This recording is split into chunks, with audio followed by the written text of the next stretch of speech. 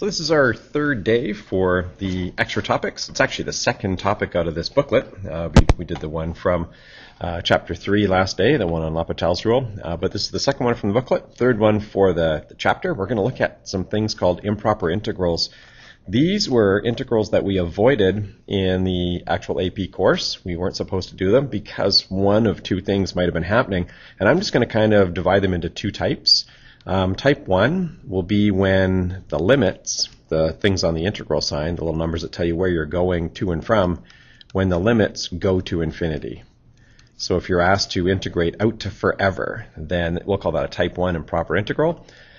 And a type 2 a type 2 improper integral will be when the function itself that you're trying to integrate becomes discontinuous.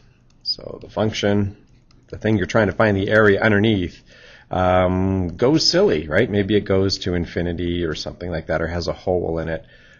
So if it's discontinuous, then that will be our type 2 improper integral. So let's try a couple of these out. We're just going to do 4 pages of notes today. It's going to go pretty quick. This is a graph of 1 over x cubed. And you can see it tapers off pretty quick. It has that asymptote as you head out towards infinity. And we're asked to integrate from 2. Okay, that seems pretty reasonable, right, to start here at the number 2. And to integrate out to infinity. So that's what makes this an improper integral. This is what would have stopped us from doing this earlier on in the course. But we're going to try it out. We're going to say, well, let's begin our accumulation of area here. And we'll start accumulating area. And we will not stop walking. We're going to walk out to forever and see how much area we get. Now, what's actually interesting, although we're actually going to continue this process of accumulating area out to infinity, it turns out this 1 over x cubed, it gets so small, so fast, right? It diminishes down so quickly, vertically, that when you actually go to look at the area, even though you're going out to infinity, this is a little weird, but here's how the math works. It turns out this area, right, the actual amount of paint you would need, is finite. It is not infinite, right? It's not so large we can't understand it. It is small enough for us to understand. You can actually put a number on it, right? It has a value to it. We can see what that total is. So we're going to try this out and see if we can find that area that you'd have as you continue gathering up area out to infinity. I want to show you what you shouldn't do. What will actually, it'll just take your university professor and send them over the edge. They will snap, and they will not be happy with your work if you were to do something like this. Now, in the end, we're going to do something close to this, but here's what's unacceptable. You can't say, oh, okay, well, I'm integrating from 2 to infinity of x to the negative 3 dx. Well, actually, that you can do. That's fine, right? So far, so good. Your university professor's happy so far. And then you go, okay, I'm going to do an antiderivative. And they're like, okay. Right, so you do an antiderivative of x to the negative 3, and we get x to the negative 2 because we raise it by 1. We'll put a little bodyguard in there, preemptive, to deal with that negative 2 that would arrive. And here's the problem. This is what's going to get you into trouble in university. If you were to say, well, I'm integrating from 2 up to, and here comes infinity, right? So infinity is more of a notion than a number, even though you might have a lot of success with this. You might say, no, watch, it works really, really well. When I put the infinity in, and again, your professor's like, what do you mean putting the infinity in, right? And they're going to say that makes no sense. But you're like, no, watch, right? And you're putting the infinity in, so it's infinity to the negative 2. So it's 1 over an infinity squared, right? Well, that's going to be 0 for sure. It's going to be super small, minus, and then you would put the 2 in. So you have your negative half, and then you put 2 in to x to the negative 2. So that's basically just going to be a quarter. And you'd look at it and go, hey, this is actually pretty easy because 1 over infinity squared, well, that would be 0, right? So you have 0 minus negative an eighth. And you're sitting there going, oh, this is no problem. 0 minus negative 1/8. And you're like, hey, here's my answer, 1/8. And your university professor will say, no way. And you're like, oh, really? What is the answer? And they're going to say, well, it's 1/8. And you're like, yeah, I got it. And they're like, no, not that way, right? And they don't want you to do that because you can't go and put that infinity in. So that's the problem. That's what's going to get you into trouble right there, is this idea of saying, oh, yeah, let's put infinity into our limits here. Here's what you do need to do. Actually, let's look at this pictorially. what we're going to do is we're going to go out from 2, not to infinity, because that's a little bit weird. We're going to go out to some place out here, some number. I don't even know what it's going to be, so maybe I'll just call it n for some number. And you're like, well, that's not the question. And it's like, yeah, I know, but what would it be like if we integrated just from 2 up to some finite number called n? Then when we have an answer for that algebraically, then we'll take the limit as that n goes to infinity. So in order to do this question, yes, sure, we'll do that first maneuver. We'll say, well, this is like integrating from 2 to infinity of x to the negative 3 dx. Okay, that's fine. But then at this point, we have to say, well, let's do, I'm going to leave some space in here. Let's do an integral from 2 out to some nice reasonable number, n, and we'll integrate that function, that x to the negative 3 dx. And we'll think about what that looks like as an answer, algebraically, with a letter n in it. When we've got that, then we'll take the limit as that number n goes to infinity. So the calculus part has to be done without the infinity, and then we can go and do a limit after that. So let's go and deal with this. We'll take care of what's inside this limit, right? This integral from 2 to n, and that's where you would actually do what we did just a second ago. You'd say, well, I already did that for you. Got this antiderivative here. It's negative 1/2 x to the negative 2, and then we'd be going from 2 out to n. That's okay as far as calculus goes, and then we will ponder what happens when n then rolls out to infinity. And so now we're going to go and do this limit, and it ends up being not too hard to do. This will be the limit as n strolls its way out to infinity of this, right? We'll do the evaluation here now. We'll have negative 1/2 times 1 over the n squared. See, I'm never putting that infinity in there, right? And then minus negative 1/2 times the quarter. Calculus is finished. Now we're just doing evaluations. Now it's okay to look at this limit and go, oh, well, 1 over n squared, that's like a 0 as far as the limits go. And so now this is 0 minus negative 1/8, as we already knew, and the answer is 1/8. So we had the right answer, but you have to go about it the right way. You can't, in your calculus, say, oh yeah, I'm integrating to infinity. You have to integrate to a very reasonable number, do the algebra, and then consider the limit after that. Okay, let's try our second page out. Let's integrate this one from 1 out to infinity. So it's that same type 1 limit, where the limit, type 1 integral, I should say, where the limits are going out to infinity. So we're going to go and pick a number, any number we want. Like let's use the letter maybe a. We can say, hey, let's do a limit as this stopping place a makes its way towards infinity. And then we'll do a limit of an integral from 1 to a, right? So the calculus can be done with that letter a in there, which represents a finite number. We'll do the calculus, and then we're going to go and think about the limit later. So that order is so important, right? The calculus has to happen first using a number, and then we'll do the limit after that. So now we've got to go and do this calculus part. We'll do the antiderivative. Let's think about the antiderivative there for x to the negative 2.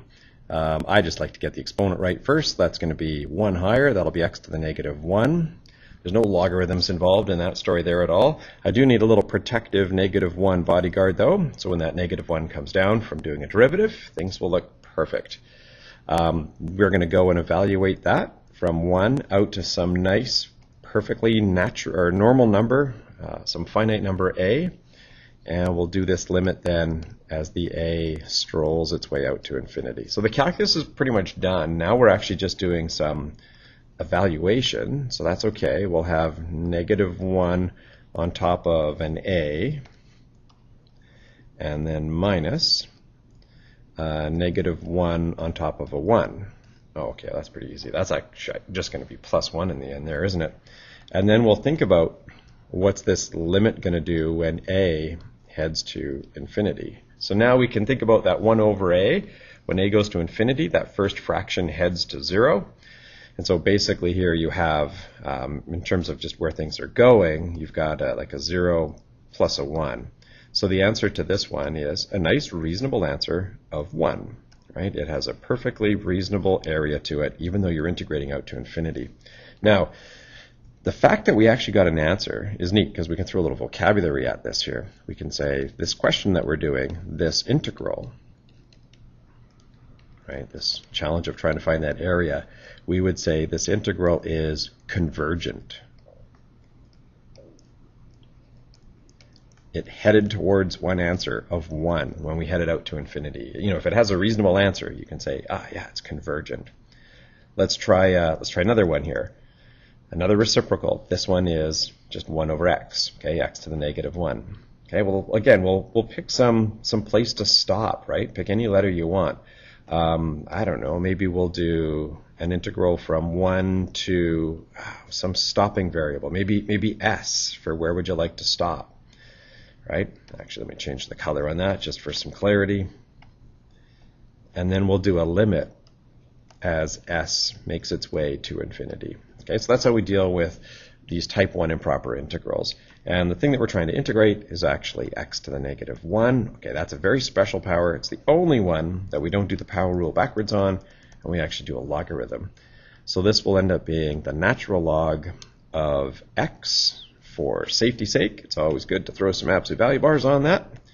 And then we're going to be evaluating from 1 to some stopping value, right, called s for where we want to stop. And then we'll think about the limit as s makes its way to infinity. So the calculus is pretty much wrapped up. We're going to do the evaluation now and see what that looks like. So that's going to end up being the ln of s, some positive number out past 1, minus the ln of 1. Don't really need those absolute values anymore. I know I'm dealing with numbers that are 1 and bigger. Okay, and I want to then go and evaluate that as s makes its way to infinity. Well, this ln graph, you know, if you think about the graph of ln, it keeps on growing. Okay, maybe not super fast, but it does actually keep on growing and growing and growing. Right? It looks like this. Yes, it rolls off. It doesn't grow as aggressively later on, but it does grow forever. It grows without bound. So this part right here is actually going to become as big as you could ever imagine. It's going to become infinite. So you have infinity minus the ln of 1. Well, ln of 1 is 0, but you have infinity there minus that 0.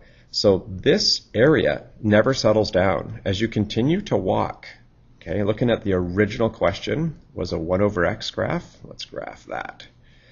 Okay, so a 1 over x graph, at least the branch that we're looking at, looks like this. And as you go and gather up area underneath that thing, starting at 1 and making your way out, it continues to gather up area at a pretty impressive rate, and it never settles down. So you'd have an infinite amount of area by the time you got to infinity for x. And so this particular integral, we can throw a different name at it. Because it never settled down on one number, we would actually say that this integral, this question, is divergent.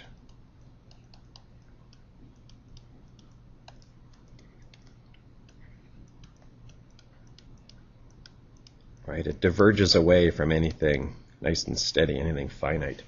So if you look at the examples we've just done, we did 1 over x cubed. Definitely has an answer, 1/8. We did 1 over x squared, and it had an answer of 1. But then when we did 1 over x, then it was divergent. There's kind of a dividing line in there. Just a little trivia, just foreshadowing for what you're going to see at university. When you have these reciprocals, right, so if r was 3, it was fine. If r was 2, it was fine. When r was 1, it was no good. And obviously, if it was not actually a 1 over x, if it was like an x to the third, that would be like putting a negative 3 here. That would be really bad. So generally, you're going to find that if that r number is greater than 1, then it will settle down. And we tried a 2 and a 3, and it worked great. If you were to try numbers that are 1 or less, even technically into the negatives, then it's going to diverge. Normally, you wouldn't put a negative there. You'd want to be talking about reciprocals. So let's just go as far as 0. And I'm going to just let you know that when r is in between 0 and even including 1, it diverges. So if you had tried a 0.5, like 1 over root x, that would be bad. It would diverge. Okay. All right, so we're halfway along. let's go and take a look at this one. So this is an integral. Actually, we've got limits that are going to infinity on both sides. That's interesting, like the beginning and the end of this story. And we're going to try to figure out, does this converge to something? First of all, I want to just take a quick little picture here, just off my calculator, of what does this graph actually look like, this 1 over x squared plus 1. So I just want to do a quick little graph of that, just see what we have there. 1 divided by x squared plus 1. I don't know. We'll try zoom 4 at the beginning. Oh, okay. It's kind of like this little hump in the middle, and then it levels off on the edges. Okay, I get it. Right? So the graph that we're potentially trying to find the area underneath, it's very thin out here. It does bulge up, but then it goes back to being very thin again.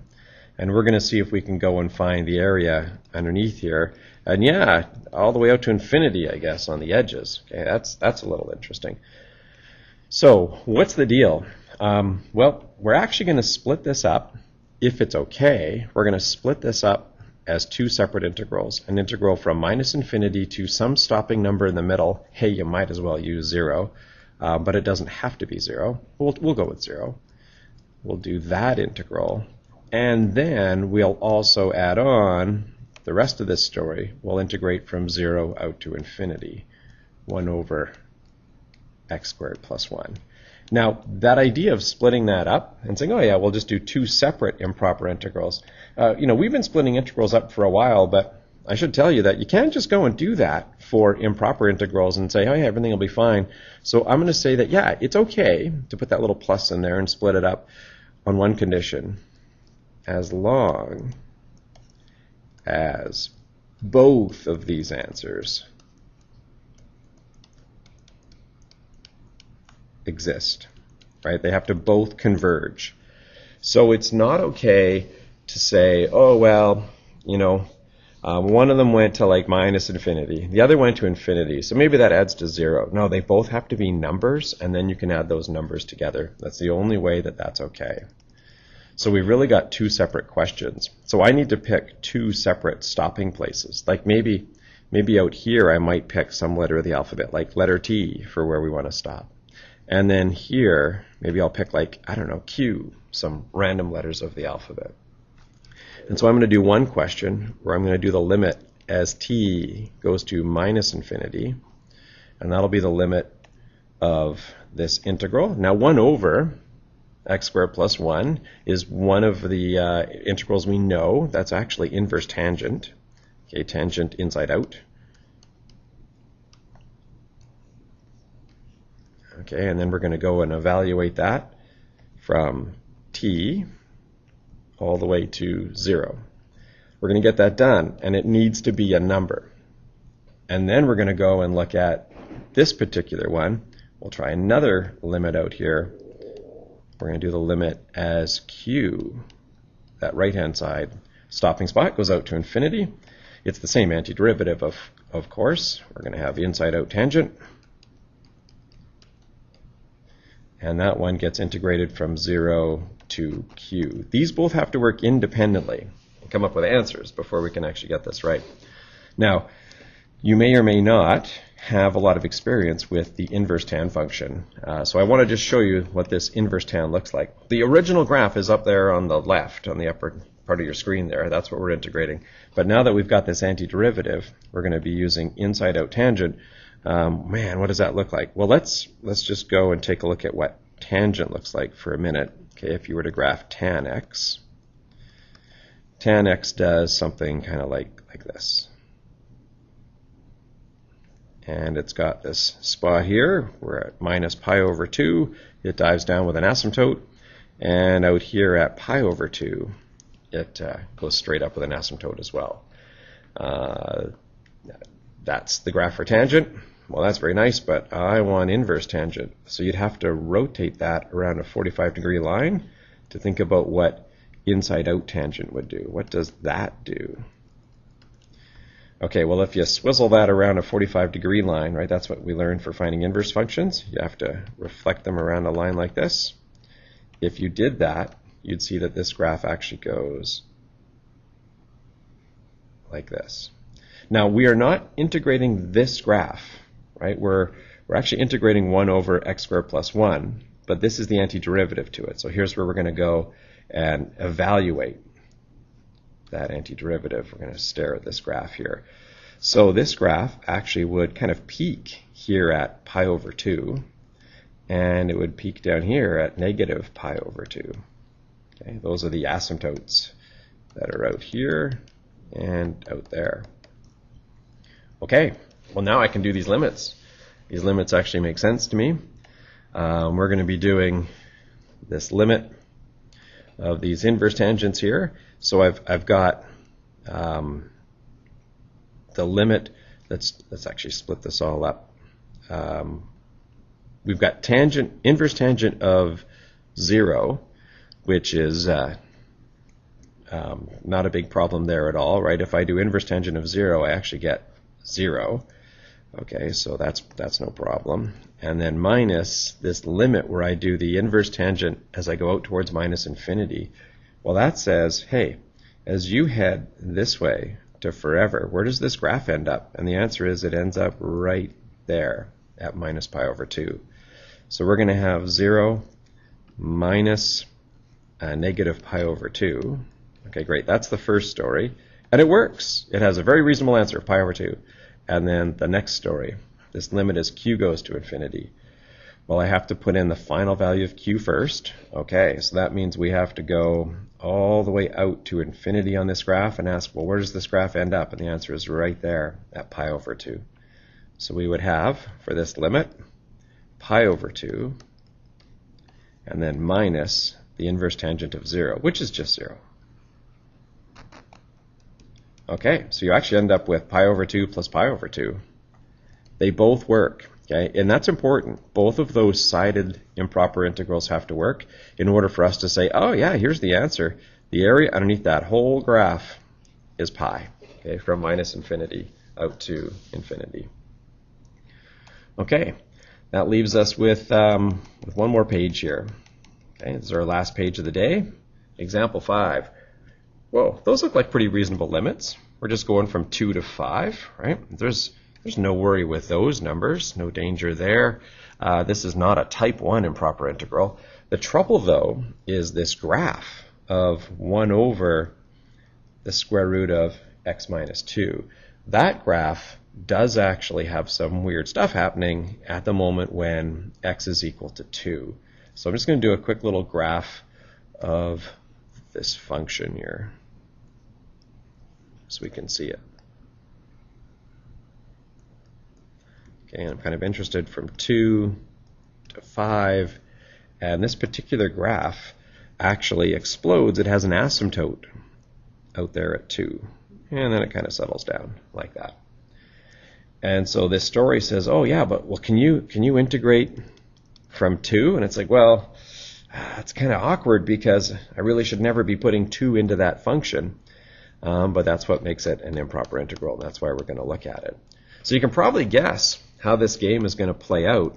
We're going to pick some place that's not 2, like, I don't know, like any letter you want of the alphabet. Let's go like W, right? Let's say we integrate from W to 5, and then we'll try to back the W up a little bit, okay?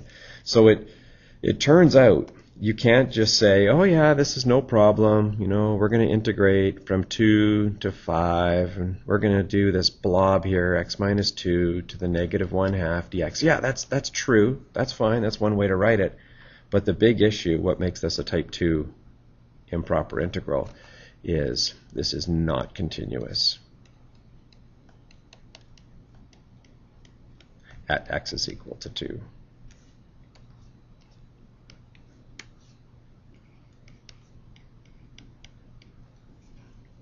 Okay, so we'll just do this as a limit process instead. Let's do a new question.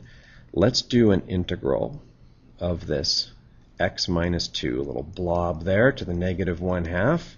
Let's do that integral, but let's not go from 2 out to 5. Let's go from a safer place, w, right? Something that's a little bigger than 2 out to 5. We'll try that out. And then when we've settled on an answer algebraically, then we'll do the limit as this w heads back to 2. Now I probably should say, well, yeah, as you head backwards to 2, you'll be approaching 2 from that higher side. So this will be actually approaches 2 plus.